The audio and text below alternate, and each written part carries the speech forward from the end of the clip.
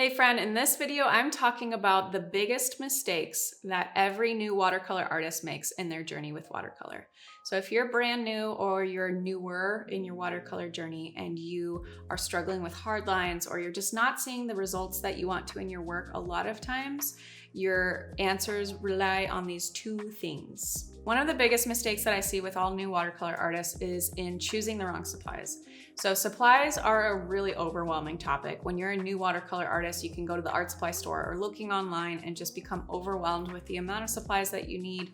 Which type of brushes and shape of brushes should I use for flower paintings versus landscapes? Or should I use student grade level paint versus professional level paint, etc.? What type of paper? There are so many overwhelming steps and questions to ask yourself before buying watercolor supplies when you're browsing online or looking through the art supply store. So first things first, let's talk about paper. So I personally, and every artist is going to have different preferences, but these are what my preferences are. My preference for watercolor paper is using high quality 100% cotton 140-pound cold press paper. So the brand that I love to use is St. Cuthbert's Mill and their Saunders Waterford paper. It's 140 pound, it's 100% cotton, all those things. And it comes in a block, which is glued on all four sides, making the sheet stay flat while I'm painting so it doesn't buckle and warp as much. So having really good quality paper is, in my opinion, probably the most important piece of the supply puzzle for watercolor, I would say. Because if you're using paper that's not 100% cotton, it will create a lot more hard lines. There'll be a lot of weirdness when things dry and it's just not as fun in my opinion. So paper is really, really important. And then brushes.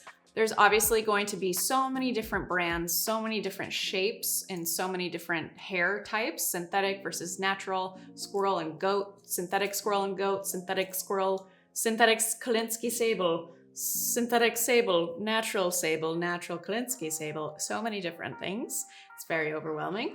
But my preference and recommendation for watercolor specifically is going to be a hair that's incredibly snappy. You want a hair that's gonna bounce back to the original shape because you have brushes that are wet all the time.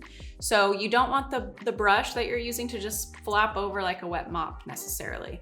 Depends on the style of painting you do, but I like really snappy, really flexible brush hair. So synthetic sable hair, because I don't really like to spend tons of money on natural hair brushes, and also I don't like to harm animals. So there's that. But synthetic sable hair brushes, I love the Velvet Touch series from Princeton, and I also love the Heritage 4050 series from Princeton. I've been using the 4050 series for my brushes for the entire time that I've been painting with watercolor. I just randomly stumbled on this brand about a decade ago.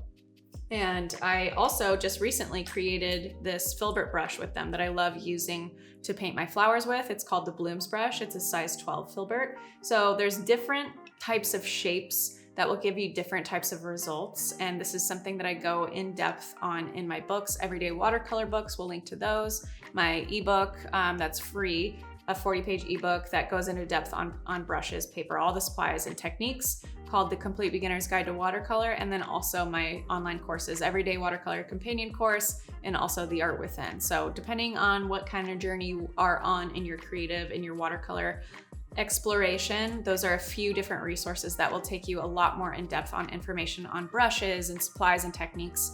But my preference is synthetic sable or synthetic Kolinsky sable hair for my brushes because it's just really snappy, really flexible, really bouncy. So anytime I press on the brush, it's going to snap right back into its shape. So that's your brushes. And then paint, there's gonna be two main differences when you're looking at watercolor paint. You're gonna have student level paint and you're gonna have professional level paint. The professional level paint is obviously gonna be a lot more high quality. There's gonna be less binding agents in the tube of paint, and there's also going to be more pure pigment used. So the colors are gonna be more vibrant, more bold, and they're also going to have, because it's a better quality, they're gonna have a lot more ease when you're mixing colors and they're not gonna separate as much, but that is going into granulation and I'm not gonna cover that in this video. So professional level paint is where I tend to recommend people leaning towards. If you wanna see good results in your paintings and you want to enjoy your practice and you want to keep coming back to practicing your watercolor, you want to enjoy what you're looking at and the results that you're seeing. And so having better, more high quality supplies is really going to help influence that.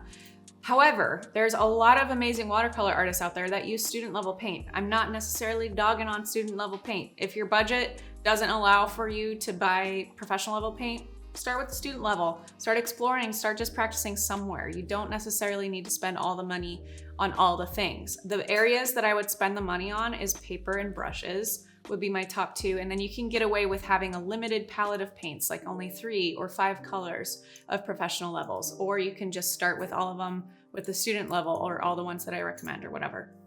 So, but your supplies are so important to the enjoyment of the watercolor process and your practice. So this is something that I really recommend, especially for new watercolor artists. They like to just go for the cheap paper, the cheapest brushes, etc. And it will oftentimes lead to cheaper, less satisfying results.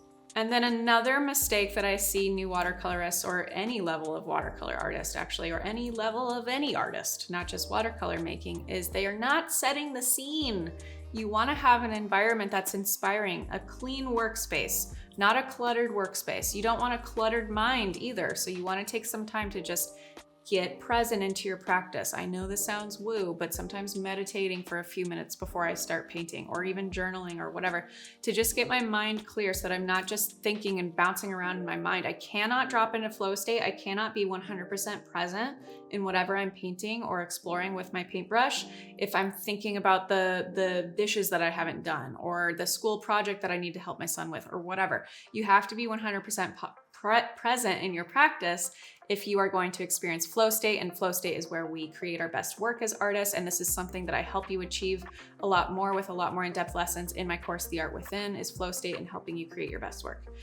So 2 things, supplies and setting, are the 2 biggest mistakes that I see every new artist making, or even any level of artist making in their creative practice, in their watercolor practice. So make sure you are looking at the supplies that you're using and really investigating and researching and experimenting with different supplies so that you can get familiar with what you like, what your preferences are as an artist.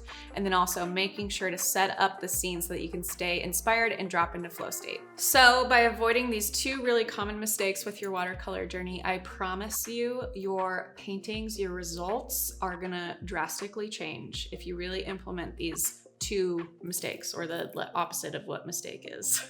And if you like this video, let me know in the comments if you have any further questions, or if there's other things that I forgot about what will help you influence your new watercolor journey. Let me know in the comments below. Make sure you check out that free 40-page ebook called The Complete Beginner's Guide to Ebook that I have. We'll link to it here.